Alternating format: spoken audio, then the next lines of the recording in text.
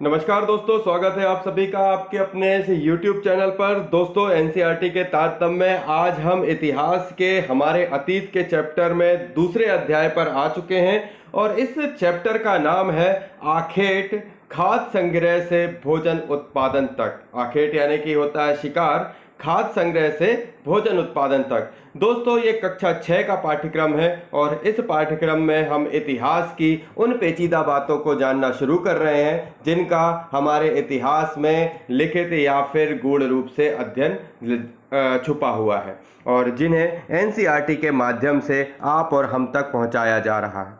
आइए शुरू करते हैं इस इंट्रोडक्शनरी सेक्शन पर। तुषार की रेल यात्रा। तुषार अपने रिश्तेदार की शादी में दिल्ली से चेन्नई जा रहा था। रेल में उसे खिड़की वाली सीट मिल गई जहां से वह बाहर का नज़ारा देखने में मगन हो गया। तेज दौड़ती गाड़ी से उसने देखा कि पेड़ पौधे, घर, खेत खलिहान बड़ी तेजी से पीछे की ओर छूटते चले जा रहे थे। तभी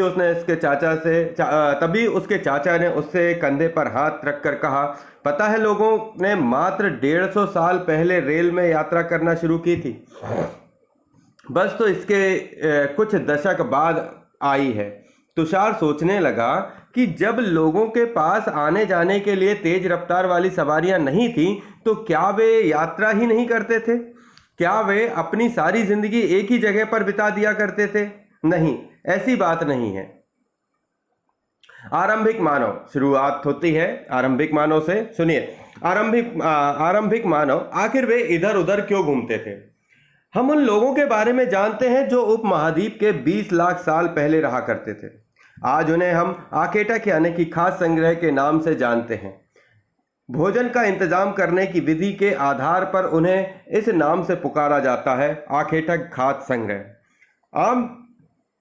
आम तौर पर खाने के लिए वे जंगली जानवरों का शिकार करते थे, मछलियां तथा चिड़िया पकड़ते थे, फल फूल, दाने, पौधे, पत्तियां, अंडे इकट्ठा किया करते थे।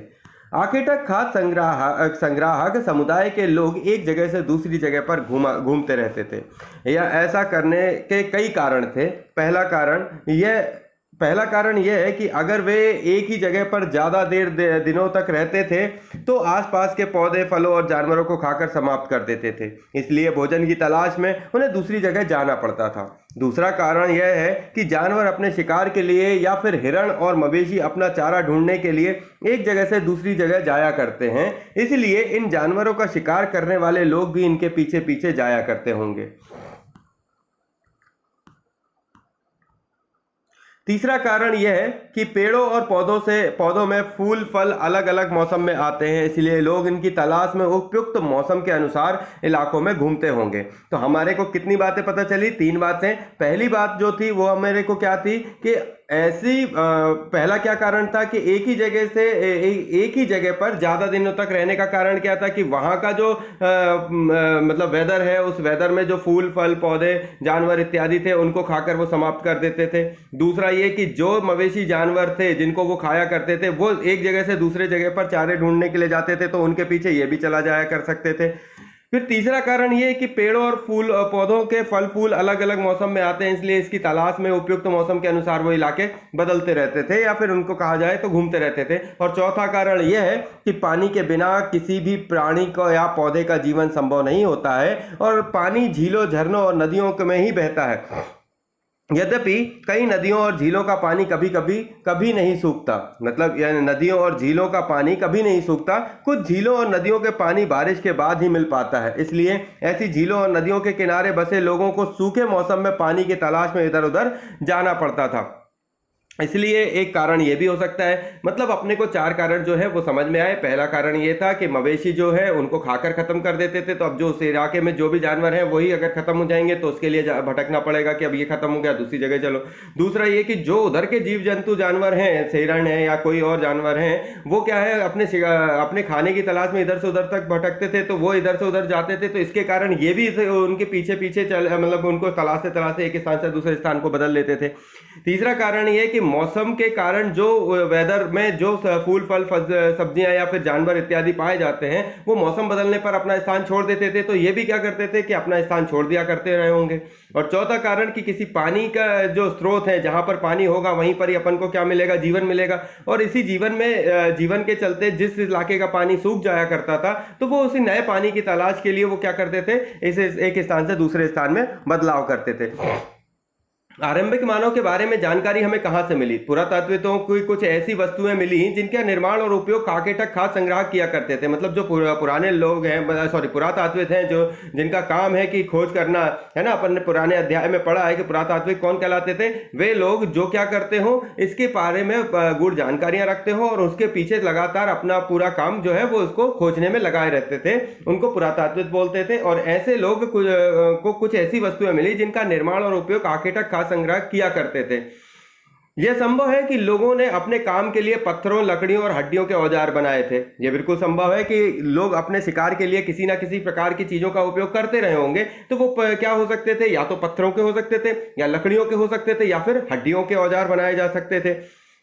इनमें से पत्थरों के औजार आज भी बचे हैं। तो जो पत्थरों के औजार हुआ करते थे उनका क्या है, वो आज भी अपन को देखने मिल जाते हैं। इनमें से कुछ औजारों का उपयोग लोग फूल फल काटने, हड्डियां मांस काटने या पेड़ों की छाल या जानवरों को की खाल उतारने के लिए किया कर जाता था। कुछ के साथ हड्डियां और लकड़ियों के मुट्ठे लगाकर भाले और बाण जैसे हथियार बनाए जाते थे। और कुछ औजारों से लकड़ी काटी जाती थी और लकड़ी का उपयोग ईंधन के साथ झोपड़ी और औजार बनाने के लिए भी किया जाता था। देखिए कुछ ये औजार हैं जिनका उपयोग दिखाया गया है। ये एक प्रकार का औजार है जिसे पत्थर से बनाया गया है, जिसका उपयोग क्या है, देखिए जड़ वगैरह खोदने के लिए या फिर इस काम की खाल वगैरह उतारने के लिए किया जाता है। तो ये एक प्रकार के क्या है, लोगों ने पत्थरों के औजार बनाए थे और इनका काम क्या था, ये विभिन्न प्रकार के कामों में आते थे। जैसे ये पत्थर के औजारों का उपयोग इंसान के खाने योग्य जड़ों को खोदने के लिए किया जाता था। और दाएं में जो दिख रहा है, जानवरों की खाल से बने वस्त्रों को सिलने में किया जाता है। देखिए इसका जो छोटा सा हिस्सा है इसको सुई नुमा यूज किया जा रहा है, और ये जो हिस्सा है इससे क्या है, खाद को मतलब जड़ों को खोद कर उससे खाद्य पदार्थ जो है वो ढूंढ कर निकाला जा रहा है, जिससे क्या है अपना जीवन यापन हो सके। रहने की जगह निर्धारित करना। अब मुद्दा ये आता है कि आपने रहने की जगह कैसे निर्धारित करेंगे भाई? जहां पर आपको खाने के लिए मिल रहा है, पानी पीने के लिए मिल रहा है, वहां रहने के लिए क्या है, जो है जगह वो कैसे निर्धारित हो? अभी ऐसा है कि कभी ऐसा भी हो सकता है कि अगर आप मतलब जीव जंतुओं के बीच में है तो वहां पर शिकारी जीव जंतु भी होते हैं जो आपको नुकसान पहुंचा सकते हैं। तो ये है कि रहने की भी जगह एक निर्धारित करना एक बड़ा मुद्दा था। मानचित्र में मानचित्र 2 को अगर अपन देखें तो उसमें लाल त्रिकोण वाला स्थान वे पुरा स्थल हैं जहां पर आखेटक खाद्य संग्राहकों के होने के प्रमाण मिले हैं। मतलब ये है कि जहां पर इन लोगों के प्रमाण मिले हैं उन जगह को उस मैप में निनोट किया गया है। इनके अलावा भी और भी कई स्थान और आखेटक खाद्य संग्राहक रहते थे। मानचित्र में सिर्फ कुछ गिने चुने स्थानों को चिन्हित किए गए हैं और कई पुरास्थल नदियों और झीलों के किनारे पाए गए हैं। देखिए ये जो स्थान दिख रहे हैं, पहला तो आप देखिए त्रिकोणा वाला जो हिस्सा है ये भीमबेटका, देखो है ना, 2 ही प्रकार के हिस्से दिख रहे हैं, एक चौकोर, त्रिकोण और एक क्या दिख रहा है आपका इस हिस्से में। अब इनके बारे में समझो, है ना, संकेतों से समझ में आएगा क्या कहानी है। पूरा पाषाणिक स्थल, त्रिकोणे वाले ये जो ट्रेंगल और रेड ट्रेंगल है उसका नाम है पूरा पाषाणिक स्थल। तो जो भीमबेटका है वो कौन सा स्थान कहलाया? पूरा पाषाणिक स्थल, जो भोपाल के निकट रायसेन जिले में जो ये क्या है आपकी भीमबेटका का जो स्थान है, अब्दुल्लागंज के निकट है या भोपाल के पास में, उसका जो स्थान है उसका नाम है भीमबेटिका। उस भीमबेटिका का जो सांकेतिक स्थान दिया गया है वो कौन सा है? पुरा पाषाणिक पुरा स्थल। तो भीमबेटका क्या है? पुरा पाषाणिक पुरा स्थल, पुरा पाषाणिक पुरा स्थल। ठीक है, आगे बढ़ते हैं। जो ब्लू कलर के साइन में दिया हुआ है उसको बोलते हैं नव पाषाणिक पुरा स्थल। ये पुरा पाषाणिक था, ये नव पाषाणिक है। उसके बाद ये जो ग्रीन कलर में दिख रहा है ये महापाषाणिक पुरा स्थल। तो अपन ने पुरा, नव और महापाषाणिक के बारे में जाना। इसके बाद ये जो रेक्टेंगुलर ये जो रोम्बस टाइप का दिख रहा है वो आरंभिक गांव है और स्टार आधुनिक नगर। तो इनके बारे में वो अपन जरा सा जानकारियां ले लेते हैं। नीचे से चलते हैं अपन। सबसे पहले ब्लू स्क्वायर, सबसे पहले अपन देखते हैं पूरा पाषाणिक पुरा स्थल के बारे में। नीचे से अगर बढ़े तो देखिए नीचे वाले हिस्से पर एक कुरनूल गुफाएं हैं। तो भाई कहाँ जा रहा है? कुरनूल गुफाएं हैं, उसके बाद हुंसगी है। ये कौन से है? पुरा पाषाणिक पुरा स्थल, पुरा पाषाणिक पुरा स्थल के बारे में अपन चल रहा है, ट्रेंगुलर सेक्शन के बारे में। ये अभी अपन ने बात कर ही लिया है। ये क्या है? भीमबेटिका। भीमबेटका के बाद आगे बढ़ते हैं। और कौन से स्थान है? ये मुख्य स्थान है जहां पर इनके क्या मिले हैं अपन को, इनके साक्ष्य मिले हैं कि हाँ ये स्थान पुरा पाषाणिक पुरा स्थल के पास स्थान है। इसके बाद आते हैं नव पाषाणिक पुरा स्थल। नव पाषाणिक में देखिए पय्यमपल्ली ये रहा, उसके बाद हल्लूरू हल्लूर के बाद आते हैं ऊपर की तरफ बढ़ते चल रहे हैं। इसके बाद ये देखिए महागड़ा कोल्डी हवा, ठीक है। इसके बाद ये दाऊजली हेडिंग, और ये चिरांद। ऊपर की तरफ अगर आए तो बुर्ज होम, और फिर इस हिस्से पे जाएं तो मेहरगढ़। ये नवपाषाणिक स्थल हैं। कौन से स्थल हैं? नवपाषाणिक स्थल हैं। अब आ जाते हैं नवपाषाणिक पुरा स्थल के बाद आते हैं महापाषाणिक पुरा स्थल। महापाषाणिक पुरा स्थल के बारे में अगर जाने तो आदि चन्नलूर, नेक्स्ट आते हैं ब्रह्मगिरी की गुफाएं यहाँ पर मिली हैं, ब्रह्मगिरी। इसके बाद और ऊपर की तरफ अगर बढ़े तो यहाँ पे 2 ही सेक्शनों को बताया गया है। ये कौन से हैं? महापाषाणिक, बहुत ज़्यादा पुराने। फिर आते हैं आरंभिक गांव। आरंभिक गांव जो शुरुआत में जो गांव थे वो उनके बारे में क्या है? इमाम गांव ये रहा, ठीक है, इमाम गांव। उसके बाद ये महाराष्ट्र के क्षेत्र, आंध्र प्रदेश के क्षेत्र में है इमाम गांव। इसके बाद और कौन से क्षेत्र हैं जो इसमें एक ही क्षेत्र दिया हुआ है जो आरंभिक गांव के रूप में आया। फिर उसके बाद आते हैं आधुनिक नगर, तो ये कोलकाता यहाँ पे दिया हुआ है, ये आधुनिक नगर के रूप में बसा। इसके बाद फिर जब बहुत सारी चीज़ें आई, मुंबई जो था वो भी आधुनिक नगर के रूप में आया सामने। तो ये जो चीज़ें हमने आपको बताई ये मानचित्र में, इनके जो है रहने की जगहों का निर्धारण के हिसाब से अपन ने बताया कि कौन से जगह पर किस टाइप के इंसान रहा करते थे और कब रहा करते थे। पुरापाषाणिक, नवपाषाणिक, महापाषाणिक, आरंभिक गांव, आधुनिक नगर, इनके बारे में जानकारी रखिएगा और इनकी जो है डिटेल वो आप क्या करिएगा अपने पास लिख कर रखिएगा। बहुत ज़रूरी है इन चीज़ों को समझना। अगर आप समझ जाएंगे तो बहुत आपके लिए अच्छा होगा। चूंकि पत्थर के उपयोग बहुत महत्वपूर्ण थे, इसलिए लोग ऐसी जगह ढूंढते रहते थे जहां अच्छे पत्थर मिल सकें। शैल चित्रकला, इनसे हमें क्या पता चलता है? ये एक शैल चित्र है, इस चित्र के बारे में बताओ। जिन गुफाओं में लोग रहते थे उनमें से कुछ की दीवारों पर चित्र मिले हैं। इनमें कुछ सुंदर उदाहरण मध्य प्रदेश और दक्षिण उत्तर प्रदेश की गुफाओं में मिले चित्र हैं और इनमें जंगली जानवरों का बड़ी कुशलता से सजीव चित्रण किया गया है। देखिए यहाँ पर क्या है, इसका सजीव चित्रण किया गया है। आइए इसके बारे में बताता हूँ। भीमबेटका आधुनिक मध्य प्रदेश, इस पुरा स्थल पर गुफाएं व कंदराएं मिली हैं। लोग इन गुफाओं में इसलिए रहते थे क्योंकि यहाँ उन्हें बारिश, धूप और हवाओं से राहत मिलती थी और ये गुफाएं नर्मदा घाटी के पास हैं। क्या तुम बता सकते हो कि रहने के लिए लोगों ने यह जगह क्यों चुनी होगी? तो भाई क्यों ये जगह चुनी होगी, इसके कारण के बारे में अगर आप चर्चा करना चाहें तो आप मुझे कमेंट बॉक्स में कमेंट करके चर्चा कर सकते हैं। अपन इसके ऊपर जो लाइव वीडियो है वो बना भी सकते हैं। तो आइए अपन जब इससे आगे बढ़ेंगे, इससे आगे जुड़ेंगे, तब इसके बारे में चर्चा अवश्य करेंगे। देखिए भीमबेटका का एक दृश्य है जो आपके सामने प्रस्तुत है, इसको आप देखिए, समझिए, है ना। आगे बढ़ते हैं। पुरा स्थल, आइए जानते हैं पुरा स्थल के बारे में। क्या होता है भाई पुरा स्थल, समझे। पुरा स्थल उस स्थान को कहते हैं जहां औजार, बर्तन, कहाँ जा रहा हो भाई, औजार, बर्तन और इमारतों जैसी वस्तुओं के अवशेष मिलते हैं। मतलब पुरा स्थल वह स्थान है जहां औजार, बर्तन और इमारतों जैसी वस्तुओं के अवशेष मिलते हैं। औजार, बर्तन और इमारतों जैसी वस्तुओं के अवशेष मिलते हैं। ऐसी वस्तुओं का निर्माण लोगों ने अपने काम के लिए किया था और बाद में वे उन्हें वहीं छोड़कर चले गए। ये जमीन के ऊपर, अंदर, कभी कभी समुद्र और नदी के तलों पर भी पाए जाते थे और इन पुरास्थलों के बारे में आपको अगले अध्याय में बताया जाएगा। तो क्या होते हैं पुरास्थल? पुरास्थल वह स्थान है जहां औजार, बर्तन और इमारतों जैसी वस्तुओं के अवशेष मिले और ऐसी वस्तुओं का निर्माण लोग अपने काम के लिए किया करते थे। इनको पुरास्थल बोलते हैं। आइए जानते हैं आग की खोज के बारे में। मानचित्र 2 में कुरनूल गुफा ढूंढें। कुरनूल गुफा अभी अपन ने देखी, यहां राख के अवशेष मिले हैं। इसका मतलब यह है कि आरंभिक लोग आग जलाना सीख गए थे और आग का इस्तेमाल कई कार्यों के लिए किया गया हुआ, जैसे कि प्रकाश के लिए, मांस भूनने के लिए, खतरनाक जानवरों को दूर भगाने के लिए। इस तरीके से अपन क्या कर सकते हैं कि आग का उपयोग जान सकते हैं। और ये अपन का आग के अवशेष कहाँ पर मिले हैं? कुरनूल गुफा में। और कुरनूल गुफा कहाँ पर है? पृष्ठ क्रमांक 13, मानचित्र क्रमांक 2 में आप देख सकते हो। ये रहा आपका मानचित्र, इसमें कुरनूल गुफा अपन ने अभी ढूंढा था। बताओ कहाँ पर है कुरनूल गुफा? तो अभी आप बता लेंगे, मैंने बताया था ये रही कुरनूल गुफा, है ना। ये कौन सा है? ये पुरा पाषाणिक स्थल है और यहाँ पे क्या मिले हैं? आग के अवशेष यानी राख मिली है। क्या मिली है? राख।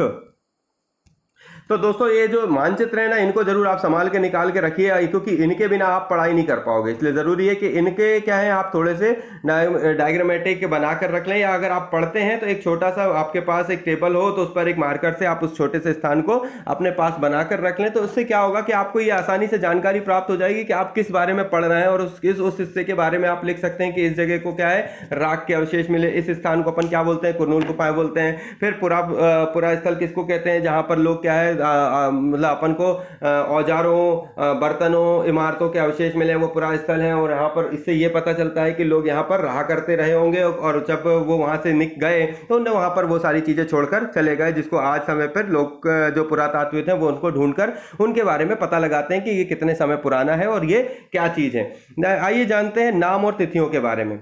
हम जिस काल के बारे में पढ़ रहे हैं, पुरातात्विकों ने उसके बड़े बड़े नाम रखे हैं। आरंभिक काल को वे पुरापाषाण काल कहते थे, यानी कि शुरुआत के समय को वो क्या कहते थे, पुरापाषाण काल। और अब यह दो शब्दों यानी कि पुरा यानी कि प्राचीन और पाषाण यानी कि पत्थर से बना है। यह नाम पुरा स्थलों के प्राप्त पत्थर और औजारों से को महत्व को बताता है। पुरापाषाण काल 20 लाख साल पहले से 12,000 साल पहले के दौरान माना जाता है। मतलब ये पुरापाषाण काल 20 लाख साल पहले से 12,000 साल पहले के दौरान माना जाता है, और इस काल को भी 3 भागों में विभाजित कर दिया है ना। अब इसमें पहला आरंभिक, मध्य और उत्तर पुरापाषाण युग। मानव इतिहास की लगभग 99% कहानी इसी काल के दौरान घटित हुई है।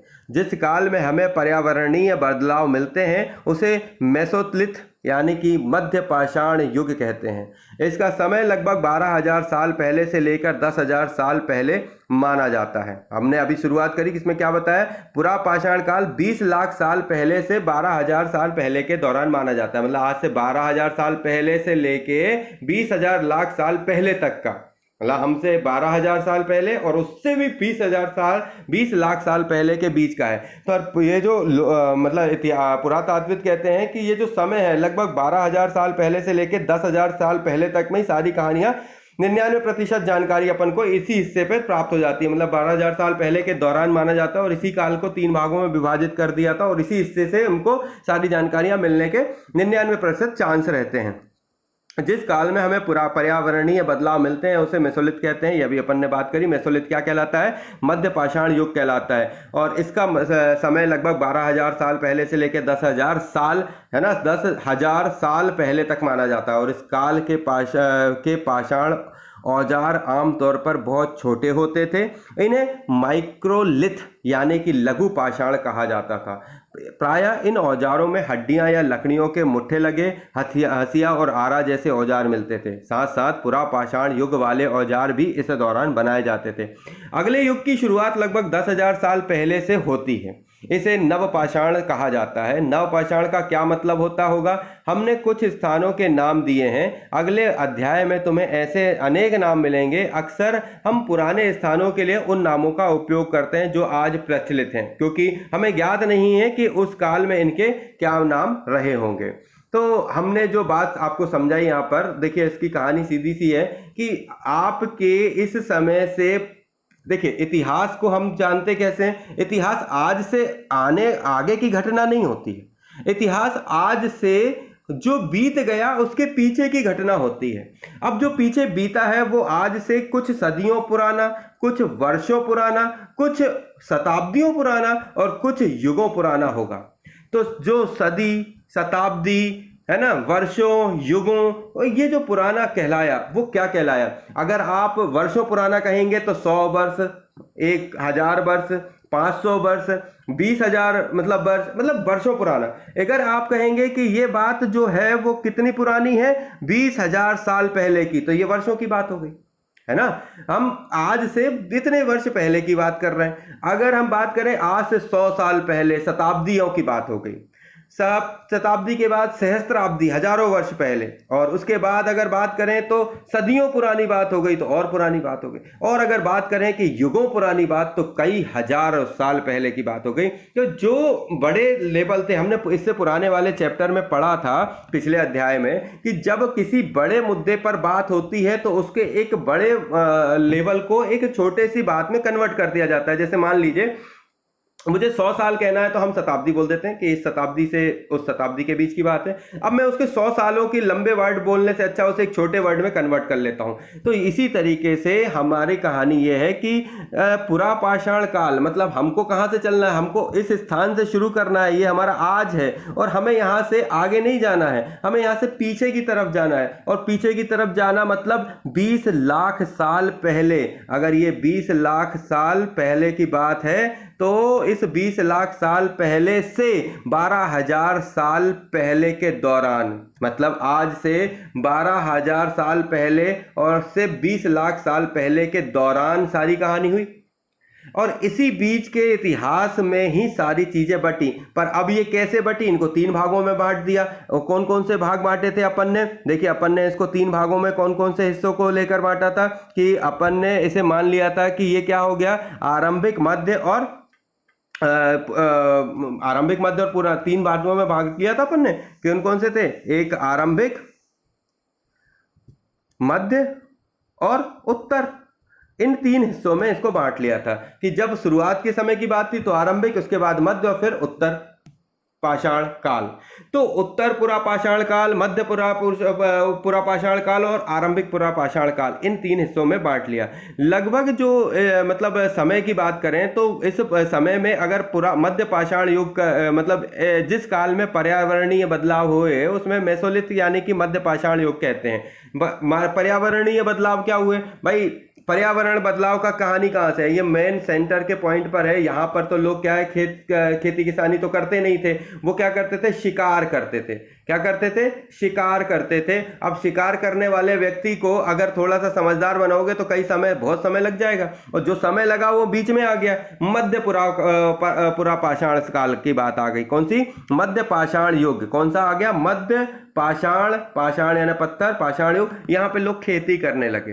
अब यहाँ पर क्या है, जलवायु में परिवर्तन जो है अपन को देखने मिलने लगा। इस पर्यावरण में बदलाव देखने मिलने लगा। अब ये जो पर्यावरण के बीच के बदलाव की बात है इसको क्या बोलते हैं, मेसोलिथ बोलते हैं। आगे बढ़ते हैं। इस समय लगभग 12,000 साल पहले से लेकर 10,000 साल पहले तक माना गया। जो मेन जो सेंटर वाला पॉइंट है मध्य पाषाण काल, वो कहाँ, कब से कब तक, 12,000 साल पहले से लेके 10,000 साल पहले तक माना गया। अब अगर इसे अपन 0 मान लें तो यहां से अपन आएगा पहले 10, फिर आ जाएगा 12, तो 12,000 से 10,000 साल के बीच की ये जो घटना है ये मध्य पाषाण काल की है। ठीक है, तो हम इस चीज को कैसे चलते, इससे पहले ही अपन ने बताया था कि अभी जो कहानियां शुरू होती हैं वो एडी और बीसी होती है ना, अगर एनो डोमिनी और ये क्या हुआ, बिफोर क्राइसिस। तो इसी तरीके से कि ये 0 है, 0 के बाद यहाँ से 1 2 3 4 ऐसे चलते आते हैं, और यहाँ से जब अपन जाते हैं तो 1 2 3 4 जाते हैं। चलिए अभी और जब जरूरत पड़ेगी तो अपन इसके बारे में चर्चा करेंगे। और अगले युग की शुरुआत जो अपन ने मानते हैं 10,000 साल पहले से होती है, और वो अभी तक जो अपन मानते हैं 10,000 साल पहले से होती है। तो यहाँ से लेके ये 10,000वें साल के आसपास के इस हिस्से पे आधुनिक जो नवपाषाण युग का खोज हुई। नवपाषाण का मतलब क्या होगा वो अभी अपन नए जो नाम है उनके हिसाब से देखेंगे, जो अभी उसमें किताब में अपन ने पढ़ा। तो थोड़ा सा जितना मुझे आपको समझाना सकता था इस चैप्टर को समझाना कोशिश कर रहा हूं समझाने की, और जो समझने की चीजें हैं उनके बारे में आगे बढ़ते चल रहे हैं। बदलती जलवायु, लगभग 12,000 साल पहले दुनिया की जलवायु में बड़े बदलाव आए और गर्मी बढ़ने लगी, और इसके परिणाम स्वरूप कई क्षेत्रों में घास वाले मैदान बनने लगे। इसमें हिरन, बारहसिंगा, भेड़, बकरियां और गाय जैसे उन जानवरों की संख्या बढ़ी जो घास खाकर जिंदा रहते थे। जलवायु बदलने से लगभग 12,000 साल पहले की अगर बात करें तो पहले दुनिया की जलवायु में बड़े बदलाव आए थे। जो बदलाव आए उसमें गर्मी बढ़ने लगी। इसके परिणाम स्वरूप कई क्षेत्रों में घास वाले मैदान बनने लगे, है ना, जो घास वाले मैदान बनने लगे, और हिरण, बारहसिंगा और ये जानवरों की संख्या बढ़ी और घास खाकर जो जिंदा रह सकते थे। जो लोग इन जानवरों का शिकार करते थे वे भी इनके पीछे आए और इनके खाने पीने की आदतों और प्रजननों के समय की जानकारी हासिल करने लगे। हो सकता है कि तब लोग इन जानवरों को पकड़कर अपनी जरूरतों के अनुसार पालने की बात सोचने लगे हों। साथ ही इस काल में मछलियां भी भोजन का महत्वपूर्ण स्रोत बन गई थी। खेती और पशुपालन, इसी दौरान उपमहाद्वीप के भिन्न भिन्न इलाकों में गेहूं, जौ और धान जैसे अनाज प्राकृतिक रूप से उगने लगे। शायद महिलाओं, पुरुषों और बच्चों ने इन अनाज का भोजन के रूप में बटोरना शुरू कर दिया था। साथ ही वे यह भी सीखने लगे कि यह अनाज कहाँ उगते थे और कब पककर तैयार होते थे। ऐसा करते करते लोगों ने इन अनाजों को खुद पैदा करना सीख लिया होगा और इस प्रकार धीमे धीमे वे कृषक बन गए। इसी तरह लोगों ने अपने घरों के आसपास चारा रखकर जानवरों को आकर्षित कर उन्हें पालतू बनाया होगा। सबसे पहले जिस जंगली जानवर को पालतू बनाएगा वह कुत्ते का जंगली पूर्वज था।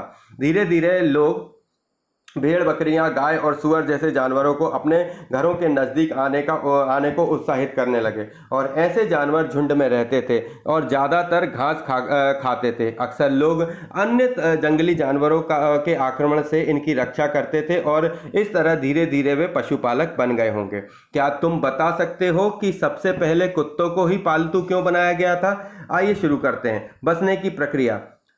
लोगों द्वारा पौधे उगाने और जानवरों की देखभाल करने को बसने की प्रक्रिया का नाम दिया गया है। क्या किया गया है? लोगों द्वारा पौधे उगाने और जानवरों की देखभाल करने को बसने की प्रक्रिया का नाम दिया गया है।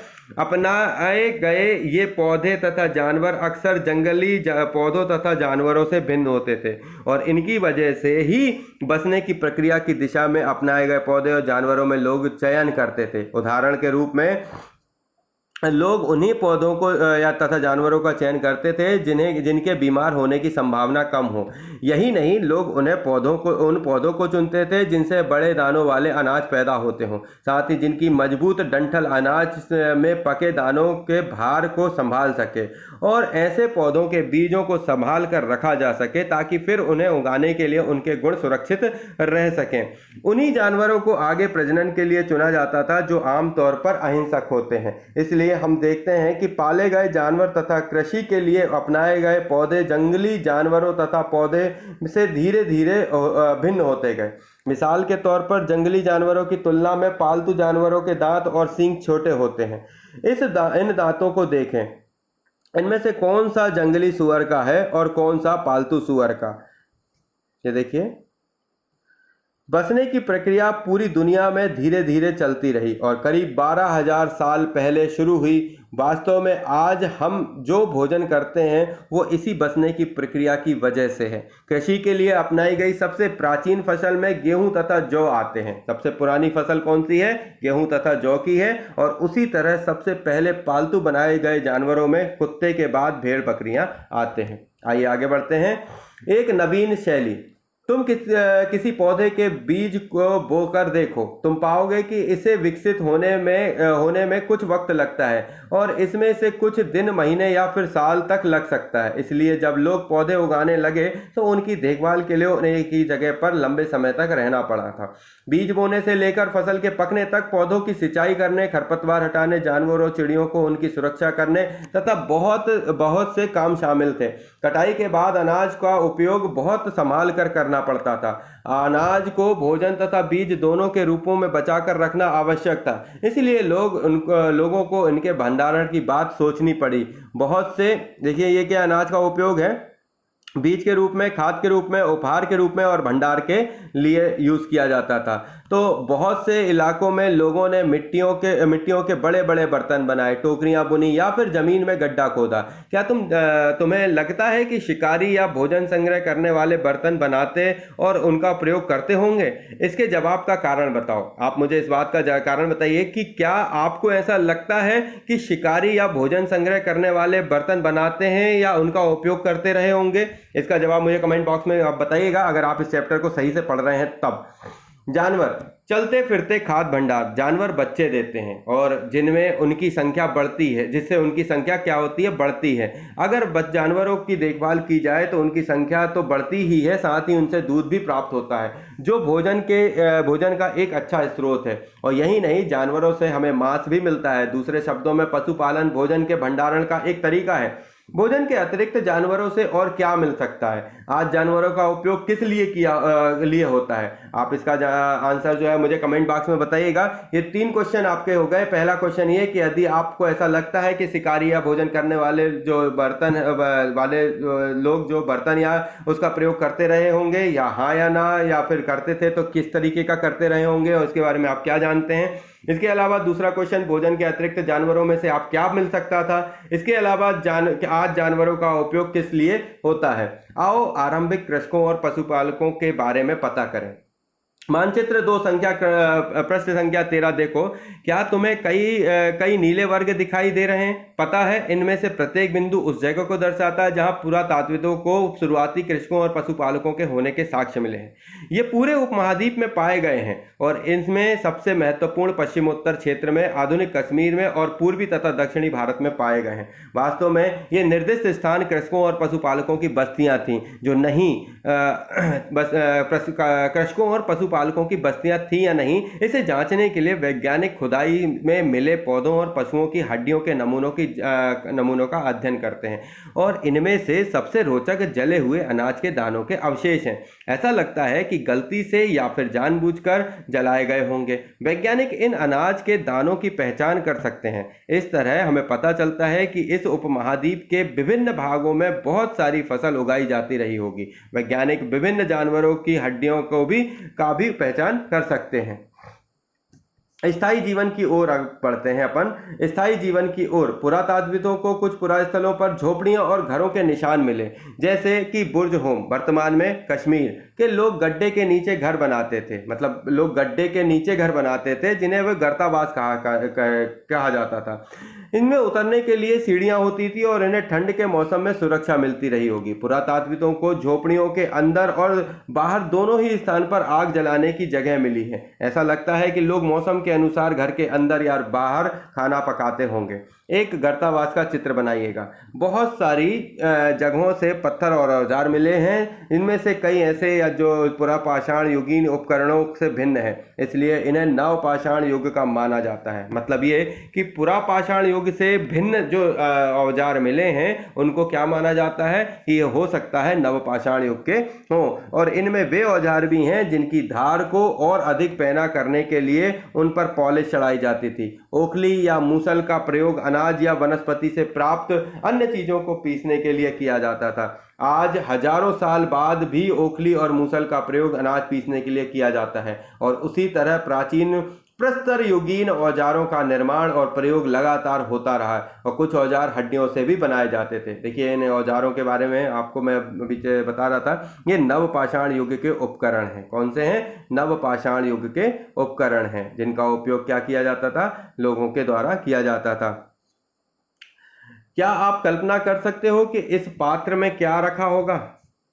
ठीक है, नवपाषाण युग के पुरास्थल में कई प्रकार के मिट्टी के बर्तन मिले हैं। कभी कभी इन पर अलंकरण भी किया जाता था। बर्तनों का उपयोग चीजों को रखने के लिए किया जाता था। धीरे धीरे लोग बर्तनों का प्रयोग खाना बनाने के लिए भी करने लगे। चावल, गेहूं तथा दलहन जैसे अनाज अब आहार और महत्वपूर्ण हिस्सा बन गए थे और इसके साथ साथ अब लोग कपड़े भी बुनने लगे थे। इसके लिए कपास जैसे आवश्यक पौधे उगाए सकते थे। क्या ये परिवर्तन हर जगह एक साथ ही आ गए होंगे? ऐसी बात नहीं है। अगर एक तरफ जहां कई जगहों पर स्त्री पुरुष शिकार और भोजन संग्रह करने का काम करते रहे थे, वहीं अन्य लोगों ने हजारों साल के दरमियान धीरे धीरे खेती और पशुपालन को अपना लिया था। बहुत जगह लोग मौसम के मुताबिक बदल कर अपनी जीविका चलाया करते थे। आइए शुरू करते हैं इसके सूक्ष्म निरीक्षण को। मेहरगढ़ में जीवन मृत्यु। जो मानचित्र 2 प्रश्न क्रमांक 13 में मेहरगढ़ ढूंढिए और यह ईरान जाने वाले सबसे महत्वपूर्ण रास्ते बोलन दर्रे के पास एक हरा भरा समतल स्थान है मेहरगढ़। मेहरगढ़ संभवतः एक वह स्थान है जहां के स्त्री पुरुषों ने इस इलाके में सबसे पहले जौ, गेहूं उगाना और भेड़ बकरियां पालना शुरू किया। तो सबसे ज्यादा जो साक्ष्य मिले हैं, सबसे पहले जो साक्ष्य मिले वो कहाँ के मिले हैं कि लोगों को अनाज उगाने का जो साक्ष्य मिला है वो जौ और गेहूं का मिला है। भेड़ बकरियों पालने का मिला है, वो कहाँ पे मिला है? मेहरगढ़ में मिला है। यहाँ विभिन्न प्रकार के जानवरों की हड्डियां मिली हैं। इनमें हिरन तथा सुअर जैसे जंगली जानवरों और भेड़ बकरियों की हड्डियां हैं। मेहरगढ़ में इसके अलावा चौकोर तथा आयताकार घरों के अवशेष भी मिले हैं। प्रत्येक घर में 4 या उससे ज्यादा कमरे हैं और इनमें से कुछ संभवतः भंडार के काम आते होंगे। मृत्यु के बाद सामान्यतः मृतक के सगे संबंधी उसके प्रति सम्मान जताते थे और लोगों की आस्था है कि मृत्यु के बाद भी जीवन होता है, इसलिए कब्रों में मृतकों के साथ कुछ सामान भी रखे जाते थे। मेहरगढ़ में कई ऐसी कब्रें मिलती हैं जहां एक कब्र में एक मृतक के साथ एक बकरी को भी दफनाया गया था। संभवतः इसे परलोक में मृतक के खाने के लिए रखा गया होगा। देखिए, एक बकरी को इस मृतक के साथ दफनाया गया ताकि क्या है, उसको ऐसा ना हो, उसे ऐसा लगे, मतलब ये सोचा होगा कि भाई इसको खाने वाने का भी इंतजाम कर दो। मेहरगढ़ की कब्र का चित्र, क्या तुम बकरी के कंकाल को पहचान सकते हो? भाई आप बताओ, इसमें बकरी के कंकाल को आप पहचान सकते हो, है ना? ये इससे जो है बकरी के कंकाल के हैं, ये व्यक्ति के हैं, इसके ये इस तरीके से व्यक्ति है और ये उसका बकरी का कंकाल है। अन्यत्र, आइए शुरू करते हैं अन्यत्र के बारे में। फ्रांस में गुफा में की गई चित्रकारी। अपने एटलस में फ्रांस ढूंढो। यह चित्र फ्रांस की एक गुफा का है। इस पुरास्थल की खोज लगभग 100 साल पहले 4 स्कूली छात्रों ने की थी। इस तरह के चित्र लगभग 20,000 साल पहले से लेकर 10,000 साल पहले के बीच बनाए गए।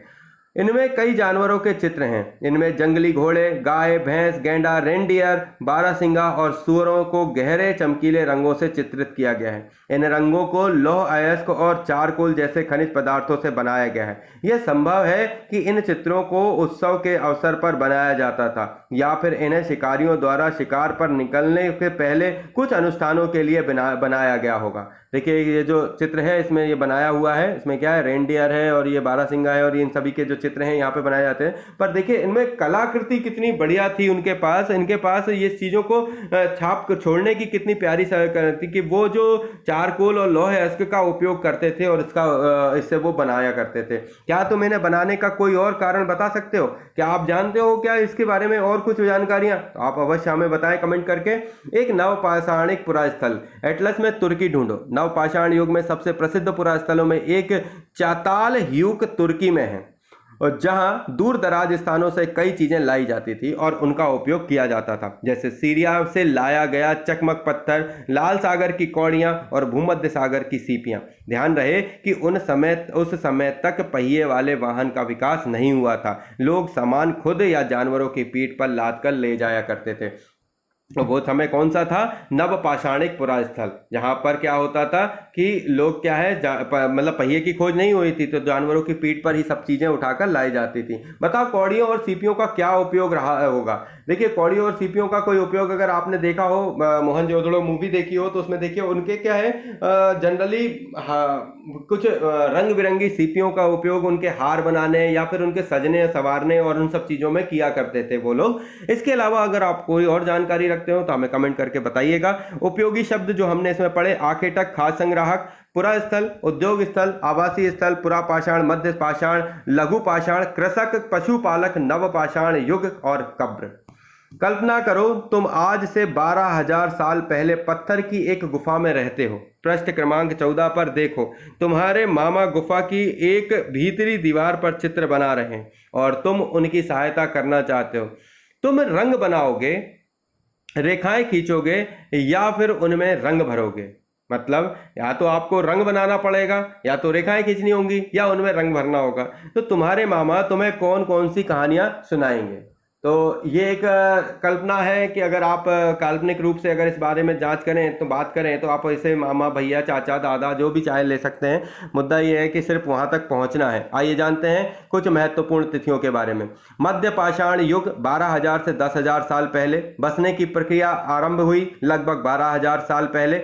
नव पाषाण युग का आरंभ हुआ 10,000 साल पहले। मेहरगढ़ में बस्तियों का आरंभ हुआ लगभग 8,000 साल पहले। तो ये जो पूरा सेक्शन था इसमें मध्य पाषाण 12,000 से 10,000 साल पहले, बसने की प्रक्रिया 12,000 साल पहले, नवपाषाण 10,000 साल पहले और मेहरगढ़ में बस्तियों का आरंभ हुआ 8,000 साल पहले।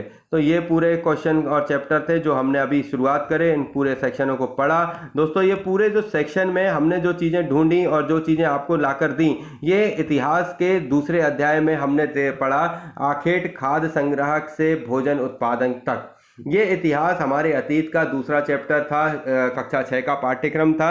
इस पाठ्यक्रम में अभी बहुत सारी चीज़ें बाकी हैं आना, बहुत सारी चीज़ें जानना है बाकी। हम पूरे इतिहास को समझेंगे, एनसीईआरटी के माध्यम से जानेंगे, हर वो छोटी से बड़ी चीज़ों के बारे में गुण विश्लेषण करेंगे, लंबी चर्चाएं करेंगे। इतिहास चर्चाओं का विषय है दोस्तों, इन्हें समझिए, जानिए, और एक कमेंट सेक्शन हमारे लिए जो बना हुआ है उस पर कमेंट करके हमें ज़रूर बताइए कि इनमें आपको क्या कम और क्या ज़्यादा लगा। अगर कोई सुधार है तो हमें अवश्य बताइए। देखिए, मनुष्य जीवन जो होता है वो हर प्रकार की त्रुटियों से भरा हुआ होता है, और मैं नहीं कहता कि मैं बहुत सही और सही जानकारी आप तक पहुंचा पा रहा हूं, पर जो मुझे किताब में जिस माध्यम से आप तक पहुंचा पा रहा हूं, इसमें अगर कोई सुधार की अगर ज़रूरत है तो आप अवश्य मुझे बताएं, मैं सुधार अवश्य करूंगा। आप सभी तक आगे मतलब जो मेरी जानकारी है पहुंचाने का जो प्रक्रम है, जो तरीका है, उन सभी में अगर सुधार की आवश्यकता है और भी लेकर आऊंगा। इसी तरीके से नए अध्याय, नए चैप्टर आपके साथ लाकर शेयर करता रहूंगा। दोस्तों, जब तक हमारे पास कुछ खास नया नहीं है, मैं लेता हूं आप सभी से इजाजत। जय हिंद, जय भारत। थैंक यू दोस्तों।